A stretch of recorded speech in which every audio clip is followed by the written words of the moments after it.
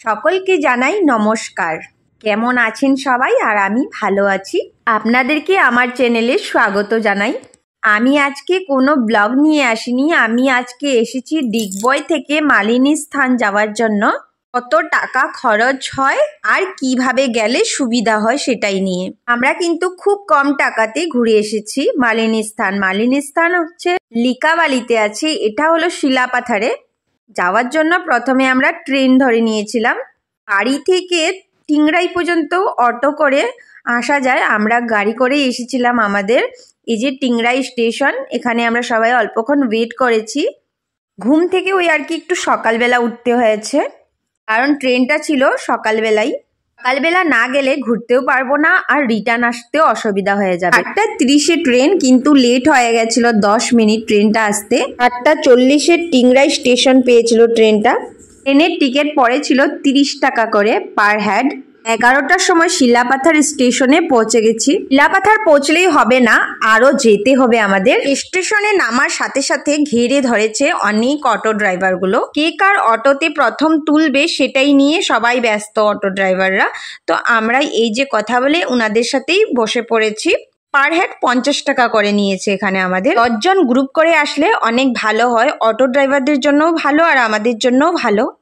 এই জন্য বলছি, আমরা যদি 2-4 জন আসি তাহলে অটোটা ফুল হওয়ার ওয়েট করতে হবে। আর যদি 10 জন করে আসি তাহলে আমাদের অটোটা অলরেডি ফুল হয়ে যাবে, আমাদের 10 জনেই, আর ওয়েট করতে হবে না। 20 থেকে 25 মিনিট সময় লেগেছে আমাদের রেলওয়ে স্টেশন থেকে লিকাবালি মালিনী স্থান মন্দির পর্যন্ত। এটা ছিল মন্দিরের বাইরের ভিউটা, খুব সুন্দর তাই তো। এই যে এখানে অনেক দোকান আছে, এখানে পূজার জিনিস নেওয়া যায় আর কিছু কিছু জিনিস বিক্রি করে, ব্যাগ ট্যাগ আছে আর কি। এখানে কিন্তু জিনিসের দামটা একটু কস্টলি, কিছুর দাম একটু বেশি। তারপর এই যে ছিল মন্দিরের ভিউটা অসাধারণ, মানে বলার মতো নেই। আমি 2014 সনে গিয়েছিলাম, তখন কিন্তু মন্দিরটা এইভাবে ছিল না, খুব আলাদা ছিল। এখন কিন্তু মন্দিরটা খুব আলাদা করেছে। মায়ের মুখটা এত সুন্দর লাগছিল, অপূর্ব লাগছিল।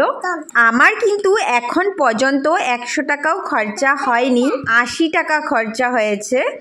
30 টাকা ট্রেনে নিয়েছিল আর 50 টাকা করে অটোতে নিয়েছিল। আর অটোতে করে মন্দিরের সামনেই নামিয়ে দিয়েছিল আমাদেরকে। এই মন্দিরটা অরুণাচল প্রদেশ পড়ে।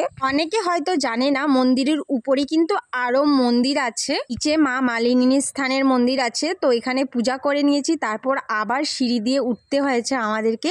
সিঁড়ি দিয়ে উঠতে কিন্তু অনেক কষ্ট, আর আমার 2 বার করে উঠতে হয়েছে, কারণ আমি নিচে পার্সটা রেখে এসেছিলাম। অনেক কষ্ট করে ওঠার পর এই যে ছিল উপরের মন্দিরটা। এই যে একটা অনেক বড় বট গাছ আছে, বট গাছটা অনেকটাই বড়। পুরো মন্দিরটা দর্শন হয়ে গেছে। এবার বেরিয়ে পড়েছি আমরা। এবার চলে যাব খাবার খেতে।